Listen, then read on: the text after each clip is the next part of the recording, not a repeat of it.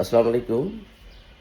আজ একটা গুরুত্বপূর্ণ এবং সতর্কতামূলক একটা পোস্ট করলাম।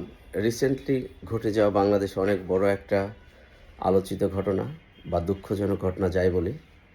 আসলে আমরা যারা শহরে বাস করি, গ্রামের মানুষের প্রবলেম নেই, কেননা তারা সবাই সবাইকে চেনে।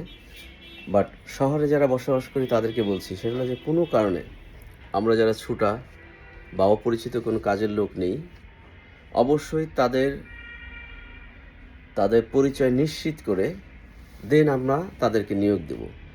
কেননা ঘরের গৃহকর্মী বা আমাদের সহযোগিতা করার জন্য পরিবারের সদস্য হিসেবে আমরা তাদেরকে গ্রহণ করি। বাট সবাই তো আর একরকম না। কখন একটা দুর্ঘটনা ঘটে, আজ যে ঘটনাটা ঘটেছে সেটার সমাধান আর কখনোই হবে না। কেননা মানুষ যেখানে গিয়েছে সেখান থেকে আর ফিরে আসবে না। অতএব সাবধান থাকবেন এবং সাবধানতার সহিত গৃহকর্মী নিয়োগ দিবেন। ধন্যবাদ।